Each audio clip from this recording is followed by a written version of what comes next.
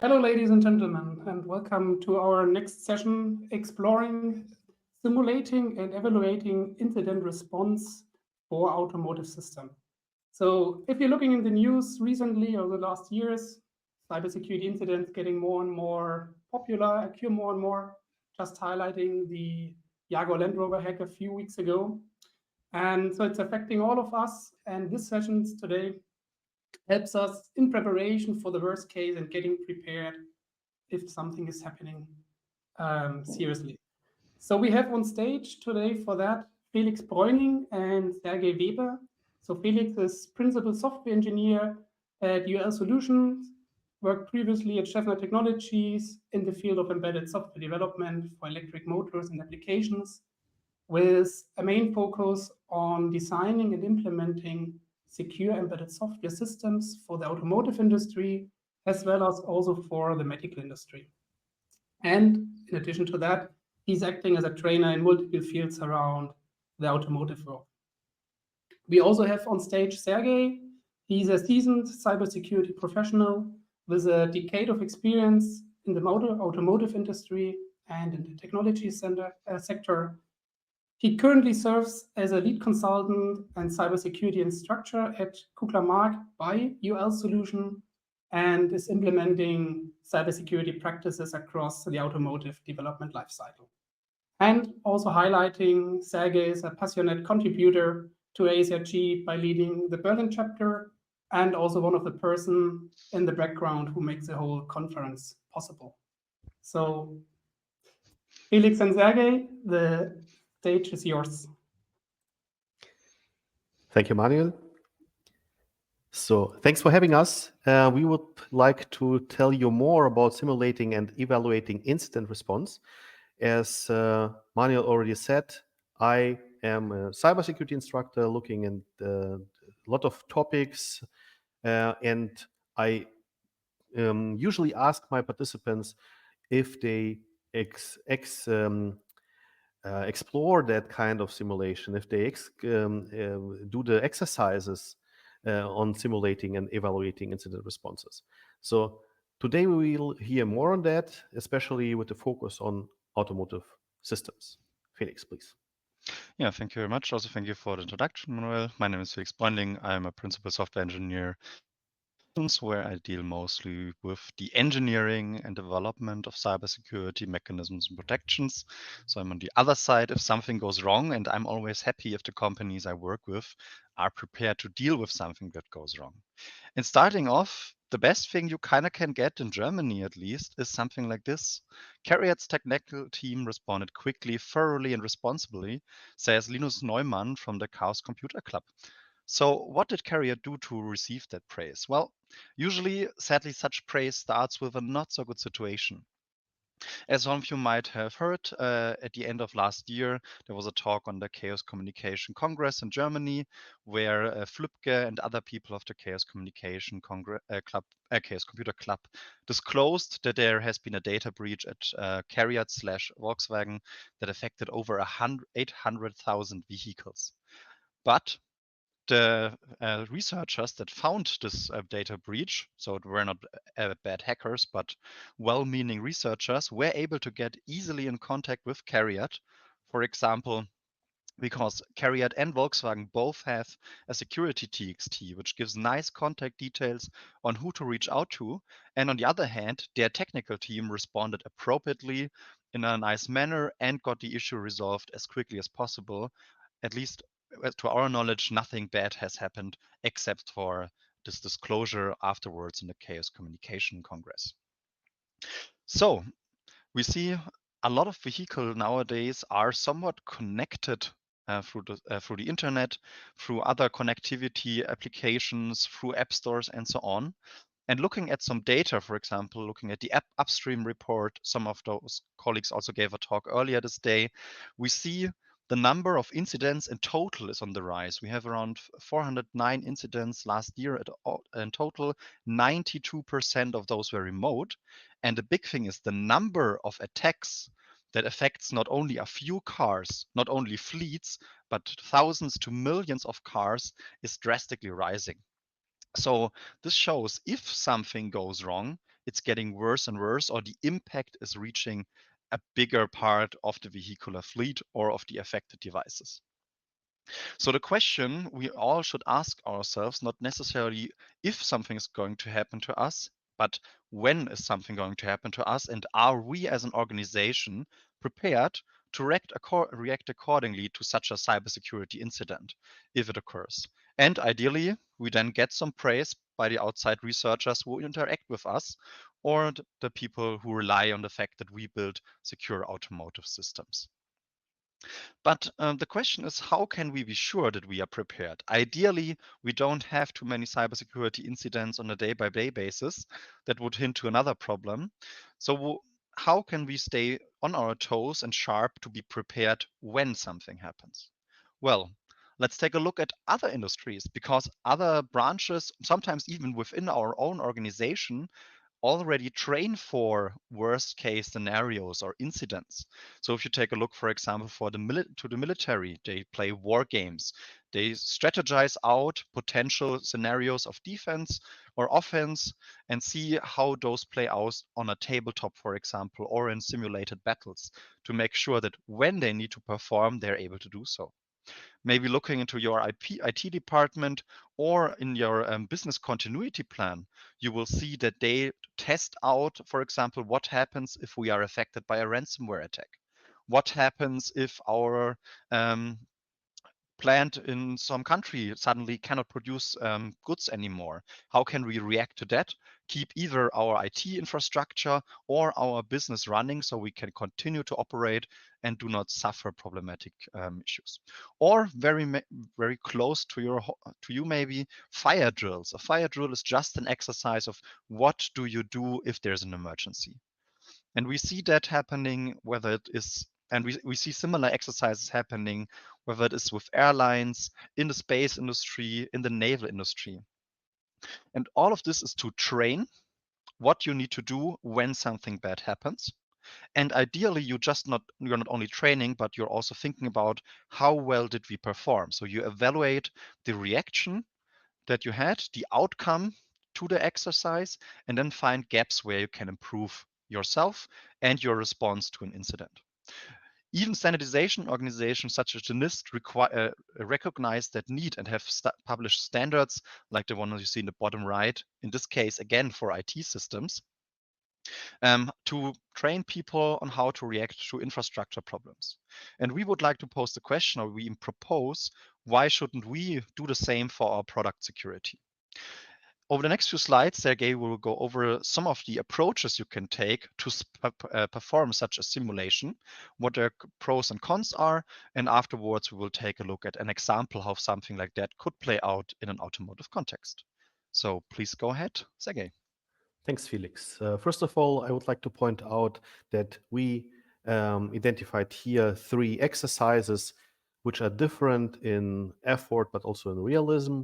Let's start from the left-hand side. The tabletop exercises come with a low effort but also a low realism. On the right-hand side, the red teaming, and I will get to it, are high in realism but also come with high effort. And we have a sweet spot with the incident simulation. On the next slide, I would like to talk first of all about the tabletop exercises. So that means the ones with the least realism, but also with the lowest cost, so to say. First of all, these exercises happen while everybody is aware that they happen. So the setup is very transparent. At the end of the day, or essentially it is a discussion-based session, a meeting where facilitators guide through an emergency situation with the team of participants and discusses an emergency plan, their roles and responsibility during an emergency situation. Here they follow a so-called playbook that focuses on the training of TTPs, tactics, techniques, and procedures. And this while this exercise comes with limited effort, it comes also with limited realism, because the review of the plan and the review of your organizational capabilities during such an emergency situation is very superficial. However, this is a great starting point to check if everybody is informed about such a process. On the next slide, I would like to tackle the incident simulation. The incident simulation is somewhat realistic, but at the same time, uh, keeping the costs low. That means a very great cost and benefit ratio. Here, only certain stakeholders are aware of the exercises. For example, the product security team may not be aware of that. We want to have some realism here. This exercise occurs in their own actual process setting, and the facilitators are there to provide inputs into the system. They enable, they add so-called stressors to the setting that increases, of course, the realism, but also um, increases the variability of the situation, makes it a little bit more diverse. Here, of course, the effort is increased, but the realism, or the fact that it's realistic enough, is the deal breaker, let's say. What is important in this incident simulation is that it comes with a specific scope. It comes with as in the same way as we had it in the tabletop exercise, with a playbook, with a rules of engagement. That means without being too precise, saying people what needs to be done. It's just a rule book, let's say, like in a game. The last exercise which I want to mention is the red teaming. Here, only the red team is aware during the exercise, and of course the commissioning personnel, some higher management, and so on. We want to keep it as realistic as possible. And here we are in a setup where the red teaming people, the hackers, let's say, act in the same way as other threat actors. It shall be very, very realistic, and it happens in the actual process setting as we had it also with the incident simulation. Here, of course, we expect the highest effort and also the highest need for resources, because it may take weeks up to a month to carry out such an exercise, because the reconnaissance phase is very prolonged, and the planning and the implementation itself takes time, and people need to be knowledgeable about hardware, software, and so on, protocols. Unfortunately, this exercise comes with limited observability. That means we cannot look at the people who are part of the exercise without knowing it, right? The product cybersecurity team. That's why here again we need some scope definition, and we want to see the result and also to act upon after carrying out this exercise. Before we go to the details of what is a playbook and how does it implement such an exercise, I would like to show also the roles included in such exercises. The red team, the blue team, and white team. While the red team focuses on offensive security, so these are the people who essentially identify vulnerabilities and compromise the products, compromise our assets, and also organizational processes. They apply tactics, they apply techniques and procedures of a real attacker. On the other hand side, we have the blue team. These are the defensive security guys, and they try to protect the assets, they try to mitigate the threats, and also respond to cybersecurity incidents as they occur. The white team are the so-called facilitators. They, if you can click one further, Felix, they coordinating and facilitating the exercise. They ensure that the participants adhere to the playbook, to our rules of engagement, as the military would call it. They control the play through, and since everybody is busy with actually doing this very realistic exercise, they documenting the observation so that we can at the end analyze what went well, what went wrong, where do we need some improvements. So over the next couple of slides, Felix will show you what a playbook is and how that might be implemented in an exercise. Thank you very much, Sergey. Exactly. So now we have heard three potential approaches to how to simulate an incident. With the tabletop, we're all together having a discussion. With the incident simulation, we test the process, but under a controlled situation. And with the red teaming, we are very close to a real scenario. But all of these need some kind of playbook to say what happens when, why are we doing this, what do we want to achieve, and what do we want to test or train. And the playbook, similar to what you might know from American football or something like this, tells you how the scenario looks like. And usually it starts with some kind of excitation, a stimulus to the process we want to test, train, or observe. These can be various things like an incident report, and we will see later on an example of that. But it usually comes from the outside and starts some sort of reaction we want to observe on the other side. Simultaneously, we do have the Y team at the bottom, who are observing, obviously, to see how is the process team performing. Are they taking the right steps? Are the steps they are taking, and we have documented our process, the right steps? So there's an evaluation going on. And on the other side, to add variability and to also test other goals such as resilience, they can add stressors. What happens if a person is not available, even through process-wise they should be. Vacations and sickness happens. The process of reacting to an incident should still be able to supply a sufficient result. And this is things where the Y team not only takes a passive role in observing, but depending on what the playbook specifies, can also take an active role in influencing the scenario. We've brought with us two examples, and I want to start with a more simplistic one where we take a look at the automotive incident intake process. So the incident intake process, in our definition, is the process that is responsible for receiving security reports, evaluating whether those security reports are, first of all, valid, and second of all, triage them in terms of their criticality. So how bad would the impact be if this vulnerability report is true?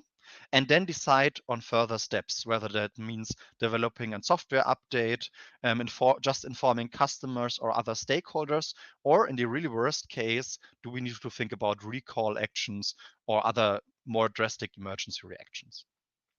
For this playbook, we've decided we want to take a look at are, can we receive external security reports? Because you might be surprised, some companies are really hard to reach if you want to tell them about a security issue you found as an external person.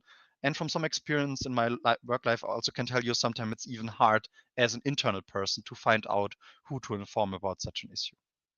The second obvious question is, has the incident intake process yielded the proper results? Were the proper people informed that should have been informed of the incident reported? And have they made the right decisions in reacting to the severity of the reported vulnerability? And always a good measurement, performance, how long did it take us?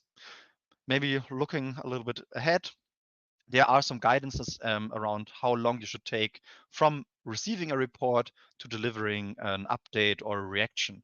And these can vary depending on the industry you are in, from a few days to a month to 3 months. And we'll talk about it a little bit later on when we talk about the evaluation of this. So what does our playbook prescribe to us to test or to understand and evaluate these goals? Well, our stimulus in this case is basically the best thing that can happen to you. You have a motivated external security researcher, who is played by our red team, depending on whether you have red teaming or an incident simulation. This is sometimes also taken over by the white team, and they submit a remote code execution vulnerability with a proof of concept. A remote code execution vulnerability is usually the baddest thing that can happen to you, because that means an attacker can run arbitrary code on your system. So they have full control.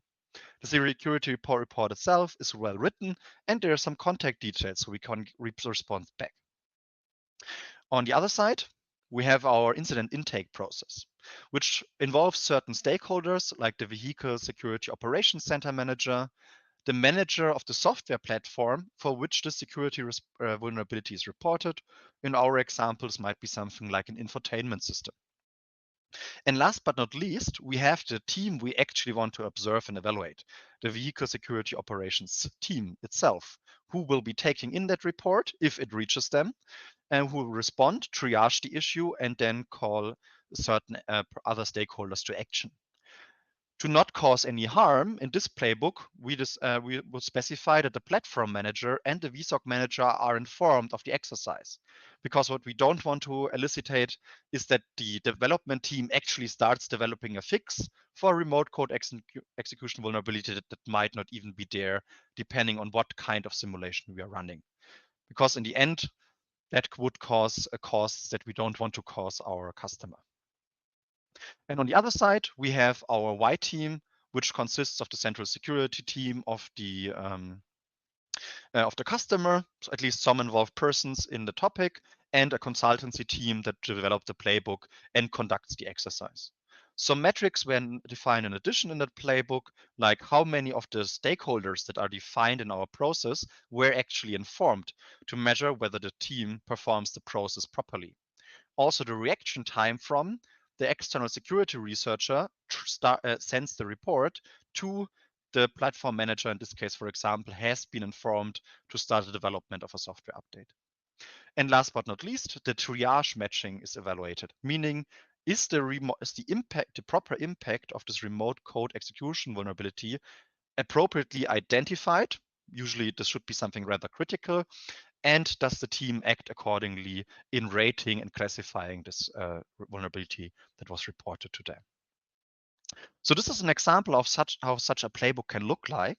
And what we also want to showcase with another example, how we can make some slight tweaks to change this into observing also other qualities of the incident intake process, such as how resilient is this process at all, and can we also get reports from people who might not be as technically inclined as a security researcher. And here's, in our example, would be an angry customer. They saw some sensitive data in our information unit, infotainment unit, that they don't think everyone should see. Maybe data from other customers or some sensitive data they don't even think we collected or we shouldn't collect, to be honest. And they delivered a support request somewhere in an email address they found on our website with a non-technical report. If we are lucky, maybe a screenshot of or a mobile phone image of the data that they have seen. So our stimulus changed from someone who knows how to report an issue to someone who doesn't necessarily know this and who might also have a different take on how they interact with our company as they are a paying customer. The second thing to test the resilience is that the white team takes out key members of the process. For example, what happens if the platform, as the software platform manager, is on vacation at that time? Can we still start to develop an update or at least evaluate whether this is an issue? And something that quite often happens, we developed a car, our ECU is running in that car, but the development team is already moved on to the next generation of the vehicle, maybe working on a different ECU. Can our organization still support an ECU that is still in the window of support and not yet at the end of life? So we see with this different modifications, while the general scenario hasn't changed a lot, we can test now other qualities like resilience and other ways of taking in information from the outside. The questions we now ask ourselves when evaluating this is, how hard was it for the reporter to find a point of contact? Does our company have a security TXT, which is a well-known way to look up that information on our webpage? Is there maybe at least a link on our website where I can reach out with such issues? Or in the worst case, and I have seen this in the past, did we get a report on Twitter via the private messages so that someone at least can get some information to us? The other question is, how long did it take to report? Did someone immediately realize and we had a 1 hour response time that there was an issue? Or did it take a week or sometimes even a month because no one checked the inboxes which take into account such security reports? How was the communication with the reporter handled? Was it professional? Was it productive? Or did we try to shift blame if an apparent issue exists? Again, remember back to the carrot example, they really accepted there was an issue and fixed it promptly. Any time wasted in discussing whether there is an issue, if it seems apparent, can first of all dissuade the reporter themselves and prolong the reaction. Still, keep in mind, not every security report you might receive is genuine. So here also evaluating if that is the case plays into this. Then our one metric where the correct stakeholders informed usually can be easily reviewed by taking a look at the defined process and seeing whether those people were informed or if they had replacements or deputies in case they were unavailable at the time. Then second to last, how close was the process to what was the execution to what was documented? Ideally, we have a process that is documented and people should follow it. But in turn, is that documented process actually efficient? Were there steps taken that wouldn't necessarily be necessary, that could be skipped in the future? Or were there gaps in our documented process that should be performed to make it more efficient and reliable in case of an incident? Answering these questions would be the outcome then of an evaluation of the playbook as you either run it as a tabletop exercise or in our case, ideally as a simulated incident response exercise. So now we know about approaches to simulating incidents. We know what the playbook looks like. And I think we, or at least I hope we initially motivated nicely why this is necessary. So to bring all of this together, we think automotive companies must be ready to handle incident response. Some of them are already, as we've seen with our introductory example. Another take we have is that tabletop exercises are really nice to train people on the processes, but we think they lack the necessary realism to train people for the actual incidents themselves. And here we recommend, due to the cost-benefit ratio, that you run incident simulations to train, improve, and evaluate your processes. And a lot of the work has already been done in other industries, so we should learn from that. Someone who agrees with that is, for example, Claudia Plattner. She's the president of the BSI in Germany, and she recommends that companies, institutions, and municipalities simulate such cyber attacks at least every half year and ask themselves, are we prepared if something fails? Are the contact persons clear? And all of this is to be done so that we are prepared when we need to perform. And with this, thank you very much. And now we are looking forward to your questions. And if you have anything else, reach out to us.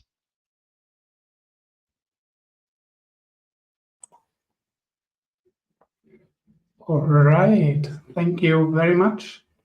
So we have indeed not that many questions, but let me put one where I'm personally also interested in.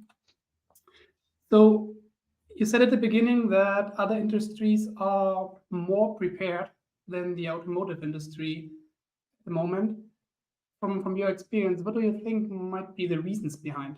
So is it more cost related because everybody's trying to cut costs, but that affects also other industries, or also more knowledge related, since cybersecurity is still a newer topic in this whole industry? Yeah, nice question. So from my point of perspective, it's not necessary that the automotive industry is not as well prepared in general for incident response. It's just mostly done in other departments, like we mentioned before, IT and business continuity. I guess any bigger company, you will see that they at least train these topics. What we kind of observe, and especially not necessarily for the OEMs, but tier ones, tier twos, and so on, that they don't prepare on responding to these incidents, because oftentimes, especially for end customers and people not yet too familiar with the automotive industry, like some security researchers who are just entering the field, the first point of contact is always the OEM.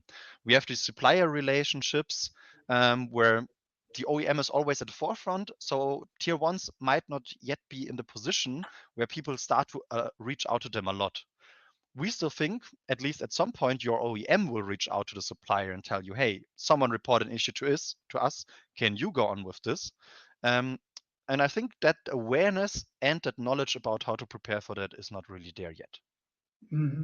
Yeah, I think that's visible in almost all areas when we look at cybersecurity in the industry at the moment. And it's probably also a blind spot. to be honest. I think they are not aware that they are not aware. Some of the companies do, as Felix suggested, business continuity exercises in other areas, but not for themselves. Maybe people also confuse, let's say, that kind of exercises for the IT with product cybersecurity, but it's not the same. And here we need to prepare a little bit of awareness in the industry. That is why we're also having this talk, to do better, to remove that kind of blind spot. Yeah. Yeah. And probably it's again about prevention. So if you want to prevent something like an incident and need to spend money, need to do activities for something which has not happened yet, people are also not willing to invest. We've got some other further questions, so let me take another one.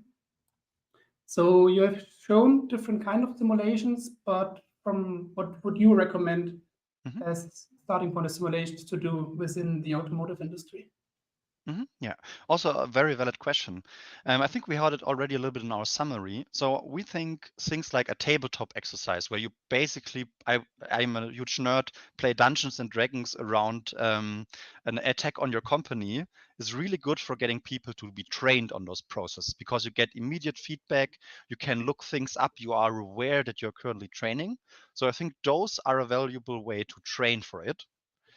Due to the cost-benefit ratio, for training it continuously, for doing this repeatedly, we would suggest that you use incident simulations, where you either have an internal team or a consultancy prepare those playbooks for you. Some stakeholders are aware, and you have a limited scope in which you perform the exercise.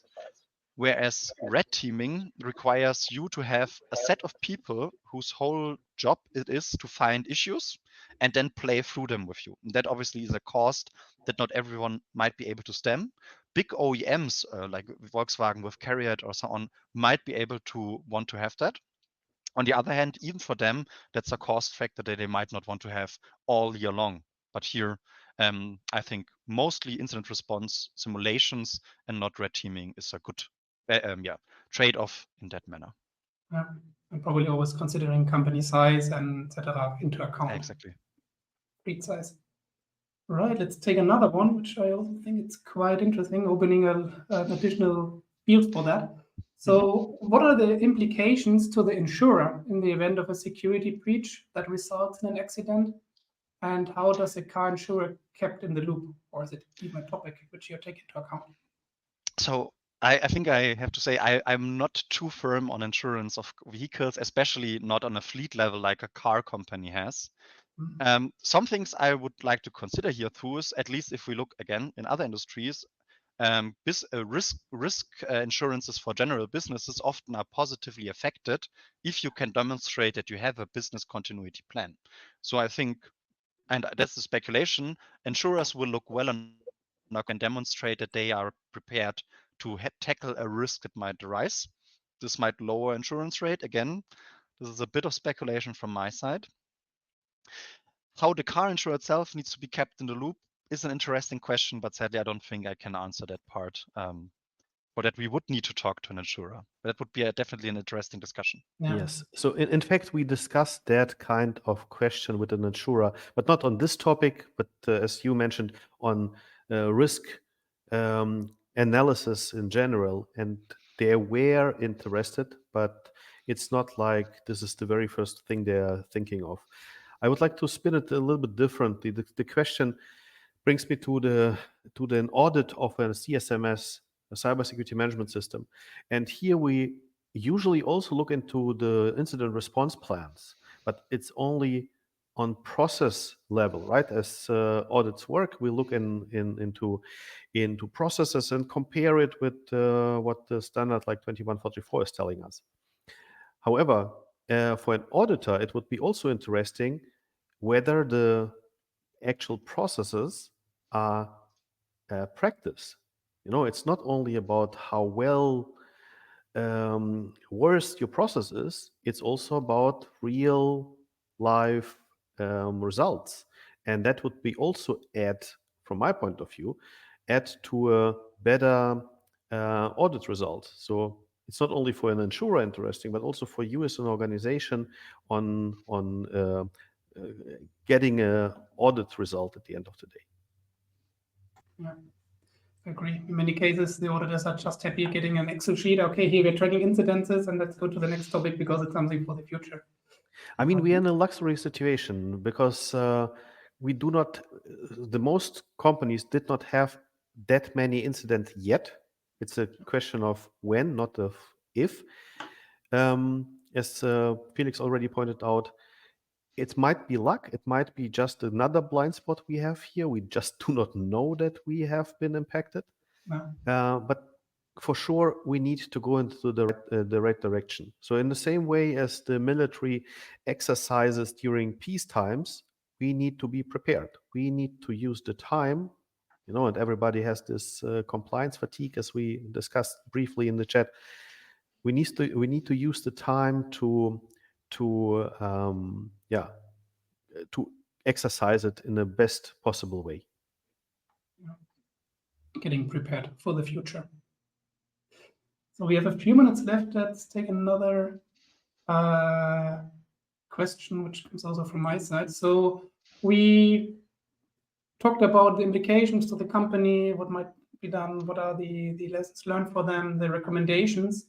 What I would be interesting, because you're taking on an approach and driving an approach which is not yet that common in the industry from my point of view. And I would be interested from applying that and investigating that. Did you also had some learnings on your side for the whole approach of simulation and going to companies? Well, also a good question. Tackling this from a little bit of a bigger view. So as Sergey said in the introduction, this is not only thing we take care of, but we also, or I'm at least the trainer. Sergey also trains people.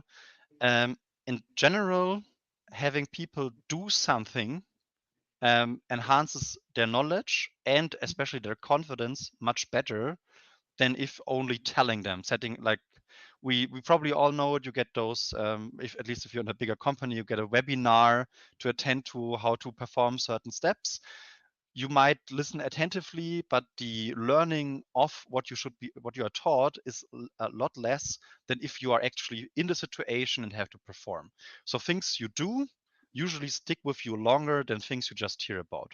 And I think this is the biggest learning we can take away from this, which is also why we see those promising topics of tabletop exercise for learning and then simulations for improving and retaining and training knowledge as the biggest factors here. And maybe then as a recommendation for all the companies who need that, it's probably even cheaper to invest in that instead of sending a lot of people to trainings which are not really tailored for them, and they're just listening and not getting in the work of transferring knowledge into real situations. I think it's important to be in their process setting. It's an example which fits to their environment, which feels realistic enough to exercise on it. I think a training is not as this does not demonstrate a capability as a positive incident response simulation. Fully agree.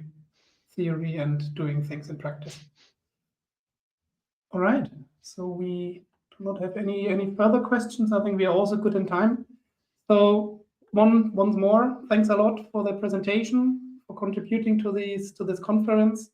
So for everyone joining the session that is interested in more discussions, so Felix and probably also Sergey will also join the lounge. So there's also the chance to have a direct conversation, discussion together.